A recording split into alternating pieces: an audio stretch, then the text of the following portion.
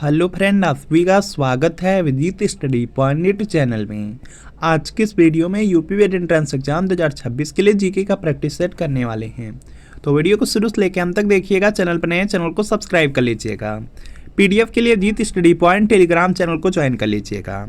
आज की क्लास में हम जीके के 50 प्रश्न करने वाले हैं और अगर इन 50 प्रश्नों में से आपके 30 प्लस प्रश्न बिल्कुल सही हो जाते हैं तो आप यूपी वेट एंट्रेंस एग्जाम को काफ़ी अच्छे स्कोर से पास कर सकते हैं। तो आज की क्लास से कितने प्रश्न आपके बिल्कुल सही हुए हैं या कमेंट आप जरूर कीजिएगा।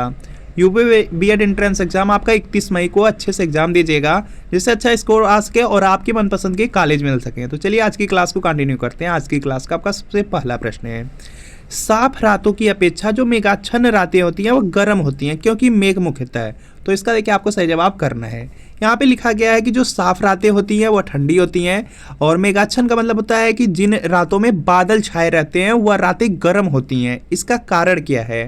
तो यहाँ पे इसका राइट आंसर हो जाएगा पृथ्वी द्वारा जो दी गई उष्मा होती है उसको बादल वापस कर देते हैं, परावर्तित कर देते हैं। तो यहाँ पे क्या होगा? सी वाला राइट आंसर है। जो पृथ्वी द्वारा उष्मा दी जाती है उसको वापस कर देते हैं, इसकी वजह से पृथ्वी पर गर्म रहता है जिस समय बादल छाए रहते हैं। तो यहाँ पे क्या होगा? सी वाला बिल्कुल राइट आंसर है। अगला प्रश्न कि भारत में जो छत्रक शैल है कहाँ पाए जाते हैं? तो इसका देखिए आपको सही जवाब करना है और यहाँ पे इसका राइट आंसर होगा थार मरुस्थल पर। जो छत्रक शैल है वह यहाँ पे थार मरुस्थल पर पाए जाते हैं। तो सी वाला राइट आंसर होगा। इसके बाद देखते हैं यहाँ पे नेक्स्ट प्रश्न है कि उत्खात भूमि स्थलाकृति कहाँ की विशिष्टता है? जो उत्खात यहाँ पे भूमि स्थलाकृत है वह कच्छ की खाड़ी की विशेषता है। तो यहाँ पे डी वाला राइट आंसर होगा। अगला प्रश्न कि अल्पाधिकार की सबसे प्रमुख विशेषता है? तो इसका देखिए आपको सही जवाब बताना है। अल्पाधिकार का मतलब होता है फर्मों की संख्या हो जाएगा यहाँ पे ए वाला आपका यहाँ पे राइट आंसर है। अगला देखेंगे यहाँ पे प्रश्न कि पंचायती राज संस्थान के अधिकतम आय का स्रोत है। तो इसका देखिए आपको सही जवाब करना है और यहाँ पे इसका राइट आंसर होगा सरकारी अनुदान। जो पंचायती राज संस्थान है उसके अधिकतम का जो आय का स्रोत होता है वह सरकारी अनुदान रहता है। तो सी वाला राइट आंसर होगा। अगला है कि दयानंद सरस्वती द्वारा स्थापित है। तो इसका देखिए आपको सही जवाब करना है और यहाँ पे इसका राइट आंसर हो जाएगा आर्य समाज। आर्य समाज की जो स्थापना है स्वामी दयानंद सरस्वती ने किया है, यह पॉइंट याद रखेंगे। ब्रह्म समाज पूछा जा सकता है, राजा राम मोहन राय ने किया है, यह पॉइंट याद रखेंगे, इंपॉर्टेंट है। अगला यहाँ पे प्रश्न आपका दिया गया है कि जो बनारस हिंदू विश्वविद्यालय जो बीएचयू है उसके संस्थापक कौन थे? तो यहाँ पे इसका राइट आंसर हो जाएगा मदन मोहन मालवीय।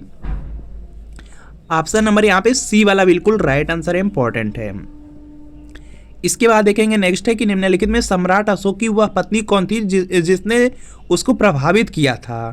तो यहाँ पे इसका राइट आंसर हो जाएगा यहाँ से कारुआकी हो जाएगा जो कि डी में दिया गया, डी वाला राइट आंसर है। अगला यहाँ पे प्रश्न है कि हिंदू विधि की एक प्रसिद्ध पुस्तक दाय भाग के रचयिता थे। तो इसका देखिए आपको यहाँ पे सही जवाब करना है और यहाँ पे इसका राइट आंसर होगा जिमुत वाहन जो कि यहाँ पे सी में दिया गया, सी वाला राइट आंसर होगा। इसके बाद देखेंगे नेक्स्ट कि रामचरित की रचना किसने की? तो इसका देखिए आपको यहाँ पे सही जवाब बताना है। रामचरित दिया गया, रामचरित की जो रचना है वह संध्याकर नंदी ने किया था। तो यहाँ पे डी वाला राइट आंसर होगा। अगला यहाँ पे प्रश्न आपका दिया गया है कि अकबर की नवरत्न में से एक बीरबल किस अभियान के समय मारे गए? तो इसका देखिए आपको सही जवाब करना है और यहाँ पे इसका राइट आंसर होगा यूसुफ जाइयों के विद्रोह को दबाते समय वह मारे गए थे। तो यहाँ पे बी वाला राइट आंसर है। अगला देखेंगे प्रश्न कि उच्च न्यायालय को किसका विचार करने का अधिकार है? तो यहाँ पे इसका राइट आंसर होगा अधीनस्थ न्यायालय का जो कि यहाँ पे बी वाले में दिया गया है। बी वाला यहाँ पे बिल्कुल राइट आंसर होगा। अगला है कि यहाँ पे ट्रक जो फार्मिंग का अभिप्राय क्या है? तो यहाँ पे इसका राइट आंसर हो जाएगा बागवानी कृषि से। ट्रक फार्मिंग का मतलब हो जाएगा बागवानी कृषि से, सी वाला यहाँ पे राइट आंसर है। इसके बाद देखेंगे यहाँ पे नेक्स्ट प्रश्न आपका दिया गया है कि महानगरों के बाहरी भाग में की जाने वाली फलों, सब्जियों और फूलों की गहन कृषि को कहा जाता है? तो इसको देखेंगे बोला जाता है बाजार कृषि। ऑप्शन नंबर बी वाला राइट आंसर होगा। खजुराहो के मंदिर का संबंध किस धर्म से है? तो इसका देखिए आपको सही जवाब बताना है। जो खजुराहो का मंदिर है उसका जो संबंध है वह हिंदू धर्म और जैन धर्म दोनों से है। तो यहाँ पे डी वाला राइट आंसर होगा। अगला प्रश्न है कि दिलवाड़ा का जो जैन मंदिर है किस राज्य में स्थित है? तो इसका देखिए आपको सही जवाब बताना है। दिलवाड़ा का जो जैन मंदिर है वह है राजस्थान राज्य में। तो यहाँ पे सी वाला बिल्कुल राइट आंसर होगा, इंपॉर्टेंट है। अगला यहाँ पे प्रश्न दिया गया है यहाँ पे नेक्स्ट प्रश्न दिया गया है कि जो ब्राह्मी लिपि है उसको किसने स्पष्ट किया। तो यहाँ पे इसका राइट आंसर हो जाएगा जेम्स प्रिंसेप ने किया था। तो यहाँ पर आपका ऑप्शन नंबर बी वाला बिल्कुल राइट आंसर है, बीएड में कई बार पूछा गया है। अगला प्रश्न है कि नगरों और बड़े कस्बों में डाक को जल्दी पहुंचाने के लिए डाक निकासी के कितने चैनल बनाए गए हैं। तो इसका देखिए आपको सही जवाब करना है और यहाँ पे इसका राइट आंसर होगा 6। ऑप्शन नंबर यहाँ पे सी वाला बिल्कुल राइट आंसर है। अगला है यहाँ पे प्रश्न, राष्ट्रपति कानूनी मामलों में किससे परामर्श ले सकता है। तो इसका देखिए आपको सही जवाब करना है। तो यहाँ पे इसका राइट आंसर होगा सर्वोच्च न्यायालय हो जाएगा। ऑप्शन नंबर यहाँ पे डी वाला बिल्कुल यहाँ पे राइट आंसर होगा। अगला देखेंगे यहाँ पे प्रश्न दिया गया है कि भारी मशीन प्लांट कहाँ स्थित है। तो यहाँ पे इसका राइट आंसर होगा यह सब रांची में है। रांची दिया गया डी वाले में, तो डी वाला राइट आंसर होगा। शुष्क भूमि के लिए सर्वाधिक उचित फसल कौन सी है। तो इसका देखिए आपको सही जवाब करना है और यहाँ पे इसका राइट आंसर होगा मूंगफली की फसल हो जाएगा। डी वाला बिल्कुल यहाँ पे राइट आंसर है। भारत में सर्वाधिक गेहूं उत्पादक राज्य कौन सा है। तो यहाँ पे इसका जो राइट आंसर है यह देखेंगे हो जाएगा उत्तर प्रदेश हो जाएगा, जो कि ए में दिया गया है, ए वाला राइट आंसर है। अगला देखते हैं यहाँ पे प्रश्न कि पवन ऊर्जा के उत्पादन में भारत का विश्व में कौन सा स्थान है। तो इसका देखिए आपको सही जवाब करना है और यहाँ पे इसका राइट आंसर होगा 5वां हो जाएगा। ऑप्शन नंबर सी वाला बिल्कुल राइट आंसर होगा। अगला है भारत के किस राज्य में आलू का सर्वाधिक उत्पादन होता है। तो यहाँ पे इसका राइट आंसर है यह देखेंगे हो जाएगा उत्तर प्रदेश में। ऑप्शन नंबर ए वाला बिल्कुल यहाँ पे राइट आंसर है। अगला प्रश्न है कि भारतीय संविधान के किस अनुच्छेद के तहत अनुसूचित जाति एवं जो जनजाति हैं इनके सदस्यों को लोकसभा में आरक्षण प्रदान किया गया है। तो यहाँ पे इसका राइट आंसर हो जाएगा अनुच्छेद 330 में, जो कि बी वाले में दिया गया, बी वाला राइट आंसर है। अगला है कि निम्नलिखित प्रसिद्ध पुस्तकों में कौन सी ऑस्टिन के साथ संबंधित है। तो यहाँ पे इसका राइट आंसर हो जाएगा यहाँ से लेक्चर्स ऑन ज्यूरिस्प्रूडेंस हो जाएगा, जो कि ए में दिया गया, ए वाला राइट आंसर है। अगला प्रश्न है कि हर 2 वर्ष में राज्यसभा के कितने सदस्य सदन से निवृत्त होते हैं। तो यहाँ पे इसका जो राइट आंसर है यह देखेंगे हो जाएगा कुल सदस्यों के 1/3। तो यहाँ पे क्या होगा आपका ऑप्शन नंबर जो बी वाला दिया गया, बी वाला बिल्कुल यहाँ पे राइट आंसर होगा। हर 2 वर्ष में राज्यसभा के जो कुल सदस्य रहते हैं उसके 1/3 जो सदस्य रहते हैं वह सेवानिवृत्त हो जाते हैं। यहाँ पे बी वाला राइट आंसर है। अगला है निम्नलिखित में से कौन सा संवैधानिक निकाय नहीं है। तो इसका देखिए आपको सही जवाब बताना है। तो यहाँ पे इसका राइट आंसर होगा, इसमें देखेंगे चुनाव आयोग, वित्त आयोग, संघ लोक सेवा आयोग, यह 3 तो आपके संवैधानिक निकाय हैं, लेकिन योजना आयोग जिसका नाम अब नीति आयोग कर दिया गया है यह आपका यहाँ पे संवैधानिक निकाय नहीं है। तो यहाँ पे डी वाला बिल्कुल राइट आंसर होगा। अगला है कि मांग का नियम का आशय है जब किसी वस्तु की मांग अधिक होती है तब। तो यहाँ पे इसका जो राइट आंसर है यह देखेंगे हो जाएगा यहाँ से कि उस वस्तु की कीमत बढ़ती है। मांग का नियम है जब किसी वस्तु की मांग अधिक होगी तो उसकी जो कीमत है वह बढ़ेगी। तो यहाँ पे सी वाला राइट आंसर होगा। इसके बाद देखेंगे नेक्स्ट प्रश्न आपका दिया गया है, निम्नलिखित में से कौन सा मौलिक अधिकार केवल भारतीय नागरिकों को उपलब्ध है। तो यहाँ पे इसका जो राइट आंसर है यह देखेंगे हो जाएगा धर्म, जाति, वर्ण, लिंग और जन्म स्थान के आधार पर भेदभाव से जो सुरक्षा है यह मौलिक अधिकार है और यह केवल भारतीय नागरिकों को ही मिला है। तो यहाँ पे क्या होगा सी वाला बिल्कुल राइट आंसर होगा।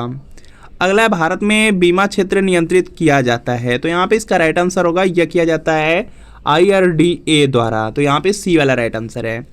किस देश को यहाँ पे 1000 झीलों की भूमि भी कहा जाता है। तो यहाँ पे इसका जो राइट आंसर है यह हो जाएगा फिनलैंड को कहा जाता है, बी वाला राइट आंसर है।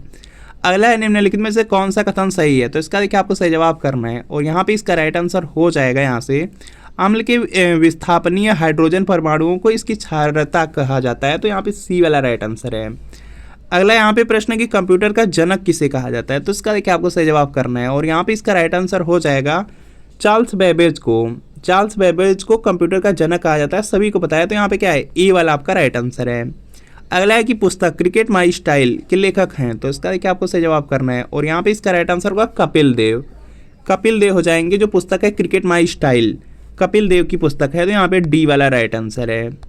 स्टॉक बाजार के संदर्भ में जो IPO है उसका क्या अर्थ है, उसका यहाँ पे फुल फॉर्म बेसिकली पूछा गया है। तो यहाँ पे इसका राइट आंसर होगा initial public offer. Option number जो सी वाला दिया गया, सी वाला राइट है। अगला प्रश्न है कि संसार के सबसे छोटे गणराज्य का नाम क्या है जिसका क्षेत्रफल केवल 21 वर्ग किलोमीटर है। तो यहाँ पे इसका जो राइट आंसर है यह देखेंगे हो जाएगा, यह है वेटिकन सिटी है। वेटिकन सिटी है, सी वाला राइट आंसर होगा। इलेक्ट्रॉन सूक्ष्मदर्शी की खोज किसने की थी। तो इसका क्या आपको सही जवाब करना है और यहाँ पे इसका राइट आंसर होगा और उसका हो जाएगा जो कि बी में दिया गया, बी वाला यहाँ पे क्या होगा, राइट आंसर होगा। अगला देखेंगे प्रश्न कि राष्ट्रपति और उपराष्ट्रपति से संबंधित चुनाव विवादों को सुलझाने का अधिकार उच्चतम न्यायालय को, यह उसका, तो यहाँ पे इसका राइट आंसर हो जाएगा यह उसका मौलिक अधिकार है। तो इसके बाद देखेंगे नेक्स्ट प्रश्न आपका दिया गया है कि जैन धर्म के 24 तीर्थंकरों में अंतिम कौन थे, तो यहाँ पे इसका राइट आंसर हो जाएगा महावीर हो जाएंगे। जो जैन धर्म के 24 तीर्थंकर हैं उनमें अंतिम यहाँ पे महावीर है। 23वें पार्श्वनाथ हैं और पहला पूछा जाएगा तो ऋषभदेव है, तो यहाँ पे सी वाला राइट आंसर होगा। भिलाई, दुर्गापुर और राउरकेला में इस्पात संयंत्र की स्थापना किस पंचवर्षीय योजना के दौरान की गई, तो इसका क्या आपको सही जवाब बताना है और यहाँ पे इसका राइट आंसर होगा द्वितीय पंचवर्षीय योजना के समय, तो यहाँ पे बी वाला राइट आंसर होगा। अगला प्रश्न कि इंदिरा गांधी राष्ट्रीय मानव संग्रहालय कहाँ है, तो इसका देखिए आपको सही जवाब करना है और यहाँ पे इसका राइट आंसर होगा भोपाल में है। ऑप्शन नंबर सी वाला बिल्कुल राइट आंसर होगा। अगला है प्रसिद्ध विजय विठल मंदिर जिसके 56 तक्षित स्तंभ संगीतमय स्तर निकालते हैं, कहाँ स्थित है, तो यह हम्पी में है, तो यहाँ पे सी वाला बिल्कुल राइट आंसर होगा। अगला प्रश्न कि वायुमंडल को क्षोभ मंडल, समताप मंडल आदि परतों में विभाजित करने का जो मुख्य आधार क्या है, तो यहाँ पे इसका राइट आंसर होगा इसको तापमान के आधार पे किया जाता है, तो यहाँ पे ए वाला आपका राइट आंसर है। क्षोभ मंडल की धरातल से जो औसत ऊंचाई है लगभग कितनी है, क्षोभ मंडल का पूछा जा रहा है, तो यहाँ पे 14 किलोमीटर हो जाएगा, बी वाला बिल्कुल राइट आंसर है। अगला है देश के एकमात्र किस राज्य की जो राजभाषा है वह अंग्रेजी है, तो यहाँ पे जो नागालैंड है उसकी राजभाषा अंग्रेजी है, तो बी वाला बिल्कुल राइट आंसर है। इसके आगे भी प्रश्न है, उससे पहले देख लीजिए यूपी वेट एंट्रेंस एग्जाम के बारे में। यूपी वेट एंट्रेंस एग्जाम में 200 प्रश्न पूछा जाता है, 400 नंबर का एग्जाम होगा। अगर 250 प्लस नंबर तक आ जाते हैं तो आराम से आपको सरकारी कॉलेज मिल जाएंगे, जो आप कॉलेज चाहेंगे वो आपको मिल जाएगा। और यूपी वेट एंट्रेंस एग्जाम की काफ़ी अच्छी बात है कि जीके में 50 प्रश्न पूछा जाता है। 50 में आप लोग देखेंगे लगभग आपका यहाँ पे 30 से 35 प्रीवियस ईयर पेपर से। हिंदी में भी 50 प्रश्न पूछा जाता है, लगभग 35 से 40 प्रीवियस ईयर पेपर से। रीजनिंग में भी 50 प्रश्न पूछा जाता है, लगभग 35 से 40 प्रीवियस ईयर पेपर से। आर्ट्स साइंस कॉमर्स कुछ भी हो उसमें भी देखेंगे लगभग 50 प्रश्न पूछे जाएंगे और 20 से 25 प्रीवियस ईयर पेपर से। तो कुल मिला करके यूपी वेट के लिए प्रीवियस ईयर पेपर पढ़ के जरूर एग्जाम में जाइएगा। और यहाँ पे आपको मिल रहा है 2011 से लेकर 25 तक का पेपर, पूरे 15 साल का पेपर, आंसर की के साथ एक्सप्लेनेशन, सॉल्यूशन, व्याख्या सब कुछ रहेगा, सारे सब्जेक्ट रहेंगे, जीके, हिंदी, रीजनिंग, कला वर्ग, विज्ञान वर्ग। तो वीडियो के नीचे डिस्क्रिप्शन में जाइए, लिंक मिलेगी, लिंक को क्लिक करिए, नाम मोबाइल नंबर फिल करके सिर्फ 30 रुपये का पेमेंट करिए। जैसे 30 रुपये का पेमेंट करेंगे तुरंत प्रीवियस ईयर पेपर का जो पीडीएफ होगा वह डाउनलोड हो जाएगा। इससे तैयारी करेंगे, एग्जाम में बहुत ज़्यादा हेल्प मिल जाएगी। लिंक से परचेज करने में कोई प्रॉब्लम आ रही है तो व्हाट्सअप नंबर दिया गया है और इसी व्हाट्सअप नंबर पर लिखना है यूपी वेट एंट्रेंस प्रीवियस ईयर पेपर।